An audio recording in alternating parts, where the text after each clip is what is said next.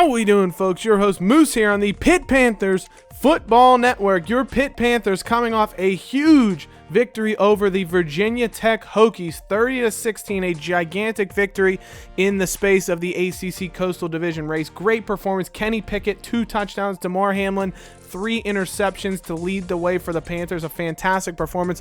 4 turnovers that the Panthers were able to take the ball away from Virginia Tech without turning the ball over themselves. Really, they only let up a couple of touchdowns late from Virginia Tech in garbage time, especially the last one really was a garbage time touchdown. So it was a huge victory for the Panthers. The only thing that late touchdown really did was serve to hurt the defensive stats. 420 yards of offense against 320 passing yards. So I think it's maybe the most yards and passing yards we've given up in a game all season. But our strategy in this game was really bend but don't break, and we did that to absolute perfection. 4 takeaways was huge for us.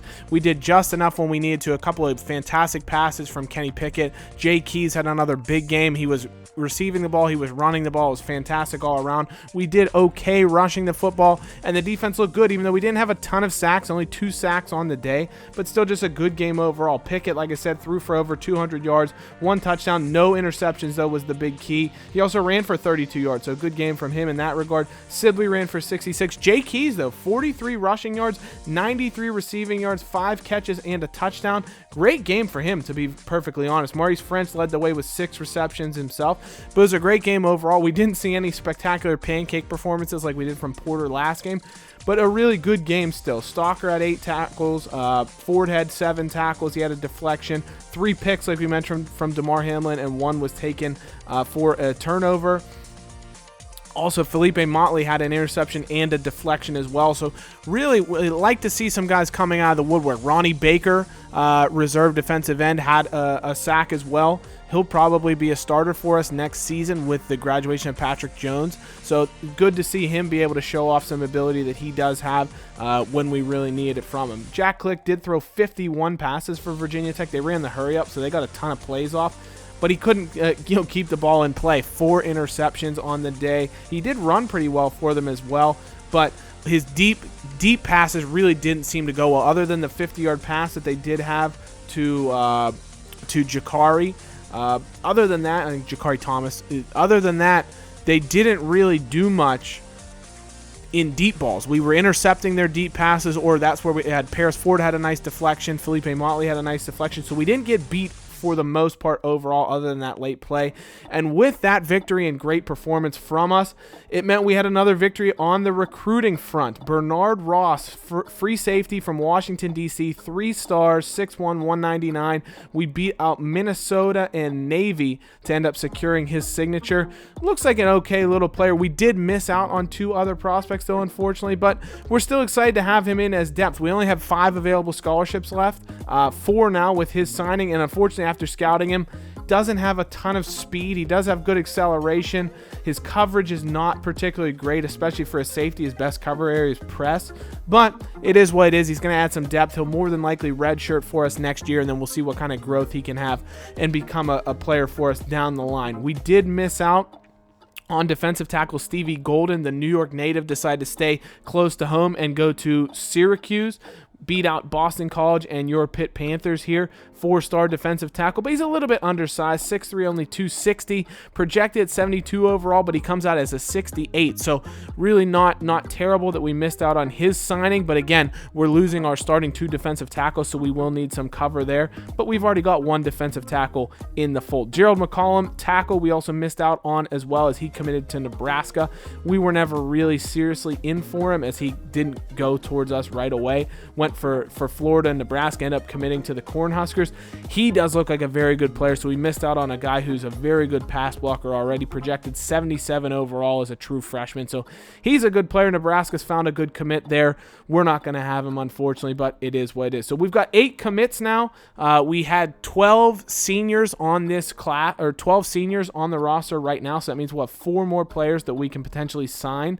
And you can see who we have on our recruiting board, because like I mentioned, unless I have free spaces on the recruiting board, which I do, I don't add anybody new. I also don't scout anyone. And so you can see the players we're currently targeting. Our big targets right now is Kajai Goodwin has locked us out. Unfortunately, it's Billy Jacobs, who we're in a battle with against West Virginia, the West Virginia product. We have a battle for him, another corner. We're in a battle for wide receiver Jordan Pugh, projected 77 overall wide receiver with Penn State. And we're in a battle with Mike Lee, defensive end from Scott Township, Pittsburgh area, with Penn State and West Virginia. So all the local schools are really going at it. We're also trying to get Adam Vaughn, defensive tackle from New Jersey. Bunch of teams in for him in the ACC general recruiting area. Boston College, Virginia, Maryland as well are all trying to come after Adam Vaughn. You can see all showing significant interest in him, but we do have the lead right now. So we'd love to bring in those 4 guys, and that would be a huge, huge set of signings for us to really finish out the recruiting class. Around the country, you can see in the ACC, while we made a nice signing and came with a victory, we did have Syracuse get their first ACC win, beating Duke. Virginia with a big win over Georgia Tech. Big games for both Bryce Perkins and Georgia Tech, or Bryce Perkins and Ken Huffman in the win over Georgia Tech. Boston College knocked off Louisville, so unfortunately for us, that loss to Louisville really is not looking good right now, as they have 4 losses already. North Carolina knocked off Miami 38-28, so huge victory for the Tar Heels to stay in the ACC Coastal race. And Florida State knocks off unbeaten NC State, so another number 9 ranked unbeaten ACC team loses for the second straight week. Virginia Tech had lost from that position the week before. South Carolina knocks Tennessee out of the rankings with a victory. UCLA stays unbeaten with a win. Cincinnati beats USF, who has now lost 3 straight. Penn State blows out Maryland. Easy win for the Nittany Lions. Texas over Texas Tech as they go to 5-1. The Longhorns looking very good this year. Michigan State to 5-1 as well as they beat Wisconsin, who struggled this year. And Alabama ruins that Cinderella story as Ty Story and Arkansas fall by 21 points, 38-17. We did have a comment in the last video that said they expected Arkansas to lose by over 20 points to Alabama. You were absolutely right. UAB beats Rice to stay unbeaten. Oklahoma State stays unbeaten with a win over West Virginia. Oklahoma looking very good, so that's going to set up a big showdown between Oklahoma and Oklahoma State later in the season. Notre Dame, 3 losses now as they lose to Stanford, so big win for the Cardinal there.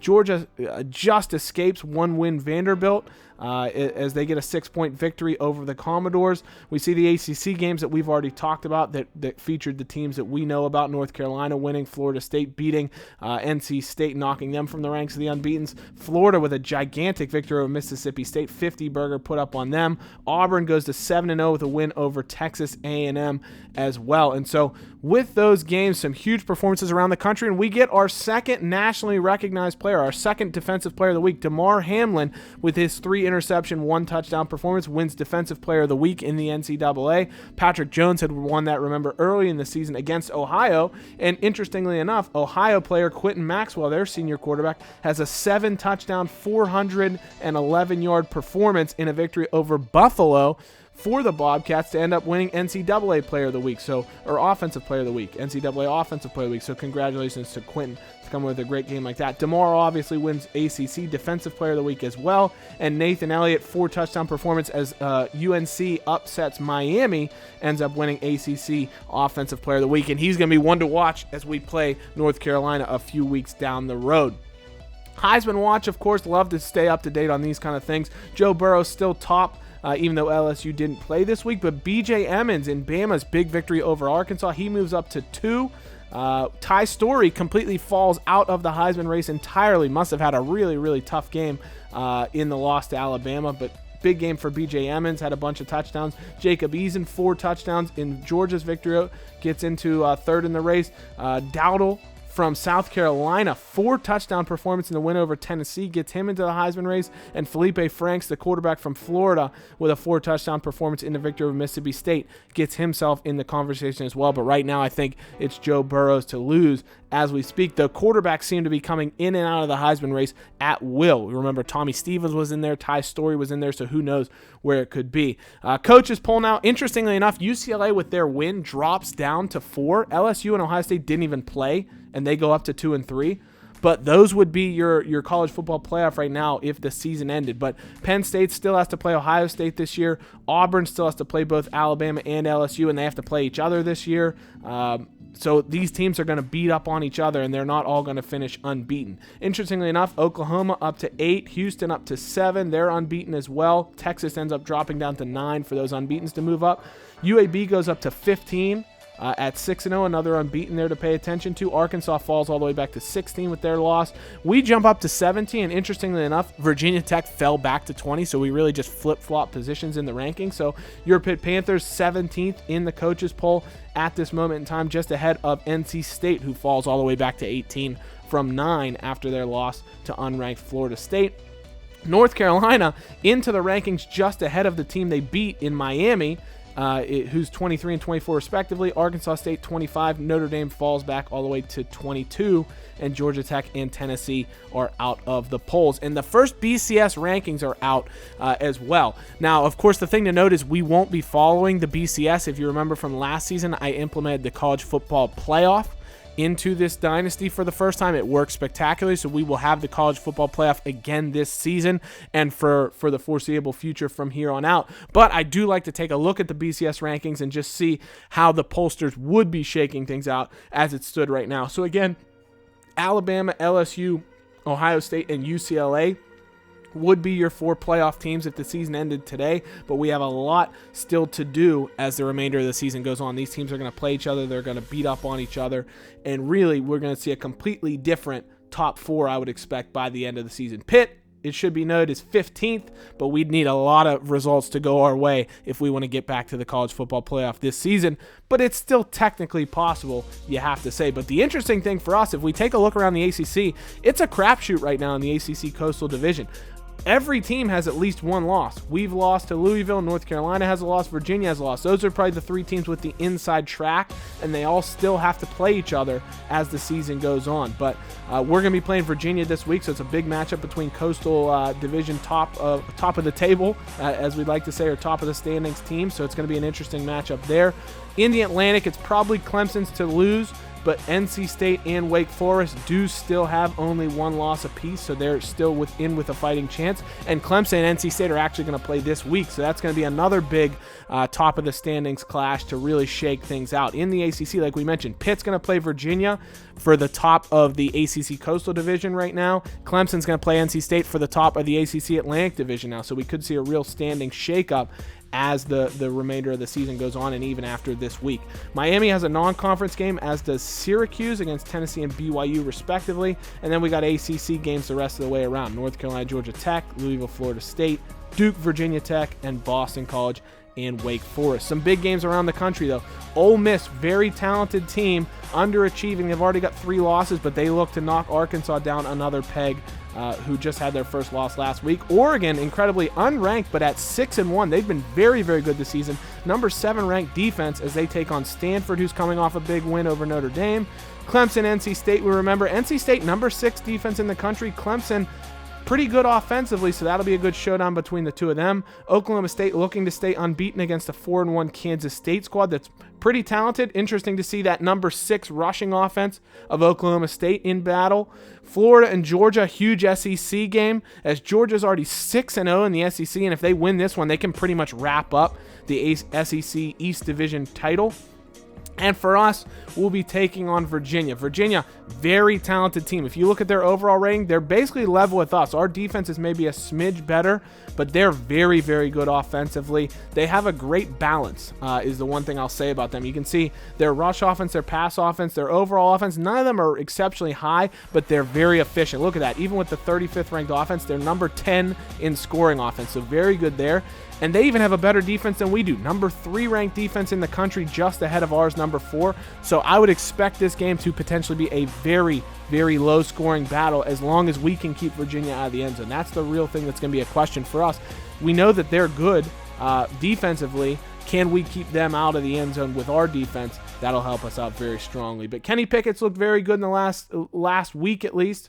Looked much improved, so hopefully he can continue with that performance. Jay Keys, of course, we know how good he's been. Real freshman sensation for us. For Virginia, they're led by Bryce Perkins. He was a graduate transfer from Arizona State. Wasn't going to be top on their depth chart, so he's transferred over to Virginia, and he's been very good. 12 touchdowns, 5 picks, and he can run as well, so he's a danger all over the field. And Ken Huffman, their leading rusher, we'll talk more about him when we look look at Virginia's roster. But if we look at their results, they could be 7-0. To be honest, their only 2 losses are to Oregon, who's 6-1. They lost by 3 points. And they lost to Clemson in overtime by 3 points. Clemson is 5-1 right now. So Virginia's 2 losses are to 1-loss teams, and they were by 3 points apiece. They're 6 points away, well, 8 points away, I guess, from being an unbeaten 7-0 team that could be in the top 10 of the country. So they're very dangerous and a team we're really going to have to watch out for. Of course, tough for us. We're going to be missing Kaiser Artis-Scott for at least a couple more weeks with a torn pectoral. And CJ London, it doesn't say it there, but he is questionable coming back from that concussion. We'll see if he's going to be cleared to play. Vladimir Paul will be missing from the lineup for Virginia, and that's a big loss for them. They have a lot of top-ranked talent, and he's one of their 90-plus overall players. So it's going to be a big loss for them, missing him from the starting lineup. But that said, if you look at them, ton of depth. Look at all the 85-plus rated players they have. And they have 2 good quarterbacks. Sonny Abramson was actually their starting quarterback last season. He's been usurped by the transfer Bryce Perkins, who is fantastic. 88 speed, 88 overall.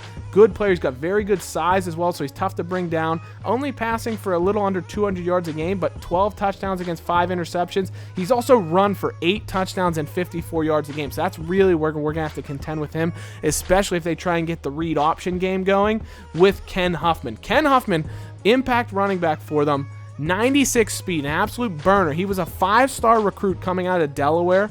78 overall, I think, is what he was coming out as to be a true freshman. He was our top target when we were recruiting in season 1. We weren't able to get him. He ended up choosing Virginia. It was a huge loss for us. So this is going to be really interesting. This is the first season that he's featured a lot, and we're going to see him a lot. He did play a little bit last season, but we didn't really see him when we played them. So seeing Ken Huffman here in this game is going to be absolutely fantastic. It's going to be a lot of fun going up against a guy we really recruited heavily. And Trey Johnson's a pretty good backup as well. True sophomore, 82 overall. He's averaging 56 yards a game. So between the 2 of them, they're a pretty dynamic duo. And with Perkins, that's why they're averaging so many yards on the ground. They also have a great stable of receivers. They got Warren Kraft, number 1, 91 overall, but then they got Joe Reed, they got Tanner Cowley, they have Hassis Dubois, 4 receivers of 84 overall or better, and that's going to make it that our nickel and dime corners, Felipe Motley and Jacob Laughlin, who plays in the dime for us at corner,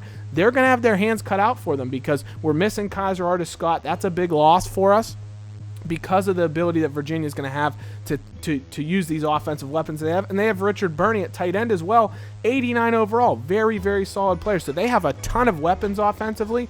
The only thing that's going to help us out is their line's not great. They have Ben Knutson at left tackle, 81 overall. I mean, that's okay. They have a lot of depth there, but not a lot of great players. Corvez Boulware, though, 88 overall left guard. Very solid, good player. Braylon Marshall, though, center, not great, 71 overall. RJ Proctor, 91 overall, good player. Bischoff, 83 overall right tackle, not great. They're kind of hit or miss across the line. We'll see if they make a good unit to defend, but we're not particularly intimidated by them. Hopefully we can attack that. Cleveland Farrell and Abdullah, though, fantastic at left end. Cleveland Farrell's an absolute monster. He's going to go in the NFL draft for sure. Very good player. Eli Handback and Stephen Wright on the right end position, 90 and 87 again. 2 very, very good players. And defensive tackle, they got 3 guys 83 overall or better. Trusilla, Howard as well, and then Aaron Walker, the junior from our neck of the woods, Morgantown. Surprised he didn't go to WVU, but he's another player that they can use at any time. So a lot of good players there. Now, what'll be interesting for them, Vladimir Paul is out, and he's going to miss this game. So that means, who are they going to play at outside linebacker? Will it be Jerome Jenkins, or will it be who I expect, Dominic Shepard, a middle linebacker, but I'd expect with their lack of depth at the linebacker position, we'll see him at outside linebacker. Who knows how good that actually fits him. He's not particularly fast, but he's still a good player. They have Giovanni Simmons at middle linebacker as well, who's a very good player, and then Jordan Mack at outside linebacker, very, very fast, so he's a guy that I expect to get on the edge and make a ton of tackles. Where we can hopefully hurt them if our offensive line holds up is against their cornerbacks. They have 2 really good. They have a really good one, of course, in Bryce Hall, and they have Gibson as well, who's solid. But beyond that, no cornerback depth to speak of. They got Greg Ward, C.J. Davis. The one thing you say about Greg Ward, good name. He's the Eagles receiver, right? Good player. But otherwise, they got Bryce Hall, who's very, very good. Safety, Chris Jones, true junior. He's okay. I mean, he's got very good speed, but he's not particularly polished just yet, so I'm not that worried about him. They do have Chris Sharp, redshirt senior strong safety, who's a good player, but again, not particularly overwhelming there. So I think if our offensive line can hold up, we can expect the likes of Jay Keys to have a good day attacking their secondary and hopefully picking up yardage there.